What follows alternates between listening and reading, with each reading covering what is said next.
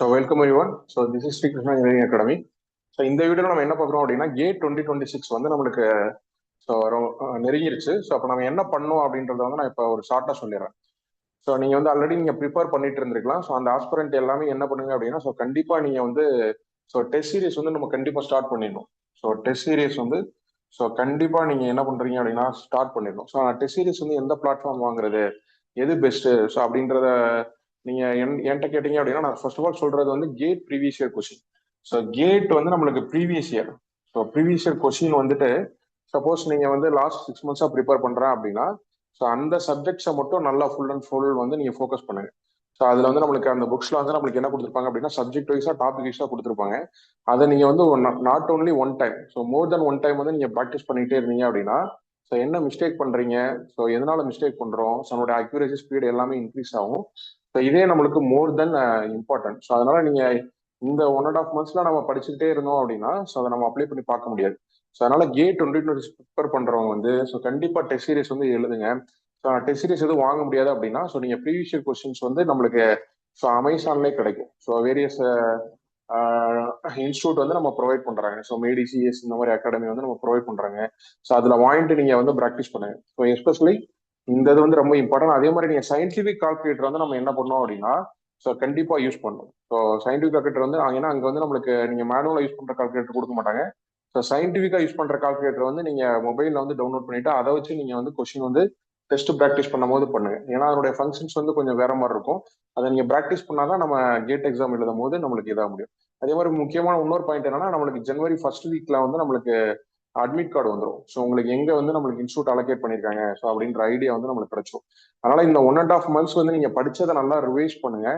So நான் என்ன சொல்றேன் அப்படின்னா, கேட் ப்ரீவியஸ் கொஸ்டின் தான் ஃபர்ஸ்ட் ப்ரிஃபரன்ஸ் கொடுங்க. ஸோ நீங்க வந்து 5 subjects தான் படிச்சிருக்கேன், 2 subjects தான் படிச்சிருக்கேன் அப்படின்னா, ஸோ நீங்க அதுக்கு ப்ரிஃபரன்ஸ் கொடுத்து நீங்க கொஸ்டின் வந்து சால்வ் பண்ணுங்க. ஓகே.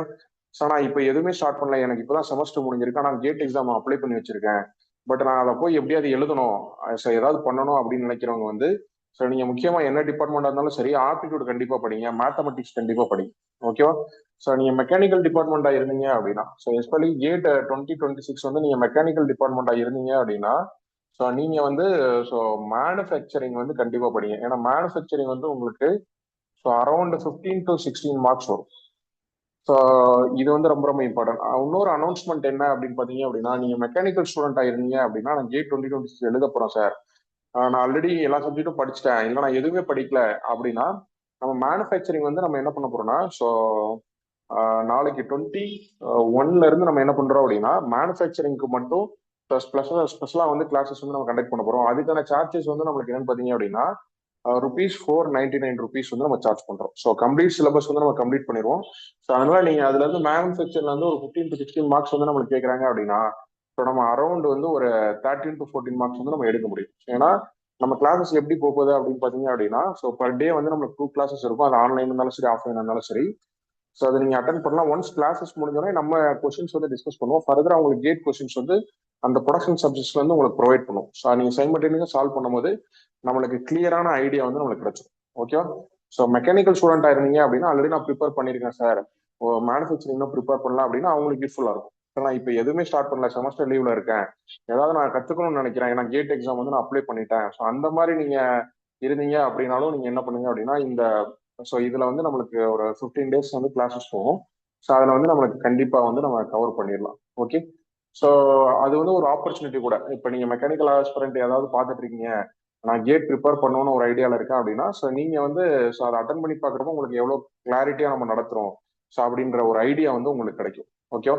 ஸோ அதனால இந்த ஆப்பர்ச்சுனிட்டி யூஸ் பண்ணுங்க. ஸோ மற்ற டிபார்ட்மெண்டா இருந்தீங்க அப்படின்னா நான் சொல்ற பாயிண்ட் தான். ஸோ இந்த கேட்டுடைய ப்ரீவியஸ் இயர் கொஸ்டின்ஸ் வந்து நீங்க கண்டிப்பா சால்வ் பண்ணணும். ஏன்னா இது வந்து நம்மளுக்கு டைம் ரொம்ப கம்மியா இருக்கிறனால, ஸோ படிச்சுக்கிட்டே இருந்தோம் அப்படின்னா, ஸோ நம்ம ப்ராக்டிஸ் பண்ணாதான் அங்கே போய் நம்ம அப்ளை பண்ண முடியும். ஸோ அது ரொம்ப ரொம்ப இம்பார்ட்டன்ட். ஸோ வேற என்ன பாயிண்ட் அப்படின்னா, அதே மாதிரி நம்ம கேட் எக்ஸாம் எழுதும் போது நீங்க என்ன பண்ணணும்னா, ஒவ்வொரு கொஸ்டினுக்குமே நீங்க சேவ் அப்படின்ற ஒரு ஆப்ஷன் இருக்கும். சேவ் அண்ட் நெக்ஸ்ட்னு ஒரு ஆப்ஷன் இருக்கும். ஸோ அந்த ஆப்ஷன் நீங்க கண்டிப்பா கொடுக்கணும். ஏன்னா லாஸ்ட் இயர் வந்து ஸோ ஒரு சில ஆஸ்பிரண்ட் வந்து அந்த ப்ராப்ளம் வந்து அரைஸ் ஆகுது. ஏன்னா டேரக்டா அவங்க என்ன பண்றாங்கன்னா, கொஸ்டின் ஆன்சர் பண்ணிட்டு அடுத்த கொஸ்டின் வந்து நம்மளுக்கு சைட்ல வந்து ஒரு சின்ன போர்டு இருக்கும், அதுல என்ன கொஸ்டின் அட்டன் பண்ணிருக்கீங்க அப்படின்னு சொல்லிட்டு காமிக்கும். அதுல கிளிக் பண்ணோடனே சேவ் பண்ணாம அதுக்கு போயிடுறாங்க. ஸோ அப்படின்றப்ப என்ன ஆகும்னு பார்த்தீங்கன்னா, உங்க கொஸ்டின் சேவ் ஆகாது. நீ வந்து நீங்க கரெக்டா எழுதியிருந்தாலுமே ஸோ கொஸ்டின் சேவ் ஆகல அப்படின்னா உங்களுக்கு மார்க்ஸ் வந்து கொடுக்க மாட்டாங்க. ஸோ அந்த மாதிரி சின்ன சின்ன மிஸ்டேக்ஸ்லாம் நீங்க அவாய்ட் பண்ணுங்க. ஸோ ரொம்ப இம்பார்ட்டன்டான விஷயம் வந்து நீங்க டெஸ்ட் சீரிஸ் வந்து ப்ராக்டிஸ் பண்ணுங்க. இப்போ நீங்க செமஸ்டர் லீவ்ல இருக்கிற ஸ்டூடெண்ட், இப்போ நீங்க செகண்ட் இயரா இருக்கலாம்.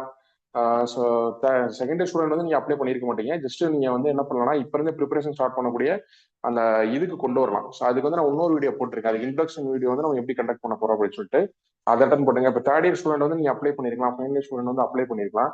ஸோ நீங்க எல்லாமே கண்டிப்பா ஆல்ரெடி நான் படிச்சிருக்கேன்னா ஸோ அதோட ஸ்டாப் பண்ணிட்டு இந்த 1 மந்த் வந்து ப்ராக்டிஸ் பண்ணுங்க. நான் எதுவுமே படிக்கல சார் அப்படின்னா ஸோ எஸ்பெஷலி மெக்கானிக்கல் ஸ்டூடெண்ட்டுக்கு வந்து மேனுஃபேக்சரிங் சப்ஜெக்ட் வந்து நம்ம கொண்டு போறோம். ஸோ அது கூட சேர்ந்து நீங்க மேத்தமெட்டிக்ஸ் ஆப்டிடியூட் இந்த மாதிரி சப்ஜெக்ட் போகும்போது நம்ம கண்டிப்பா பாஸ் ஆக முடியும்னு சொல்ல முடியாது. பட் ஸோ நம்ம ட்ரை பண்ணலாம். ஸோ ட்ரை பண்றப்ப நம்மளுக்கு ஸோ உங்க ஹார்ட் ஒர்க் தான். ஸோ ட்ரை பண்ணும்போது அது பாஸ் ஆகக்கூடிய ஆப்பர்ச்சுனிட்டிஸ் வந்து இருக்கு. ஏன்னா கேட் எக்ஸாம்ன்றது நம்மளுக்கு ஒரு 6 மந்த்ஸாவது மினிமம் படிக்கணும். ஸோ இந்த டைம் நான் வேஸ்ட் பண்ணல, ஸோ என்னோட எஃபர்ட் 100% என்னுடைய பெஸ்ட்டை கொடுக்குறேன், நடக்கிறது நடக்கட்டும், அந்த மாதிரி நீங்க எய்ம்ல இருந்தீங்க அப்படின்னா அதை யூட்டிலைஸ் பண்ணுங்க. ஓகேவா?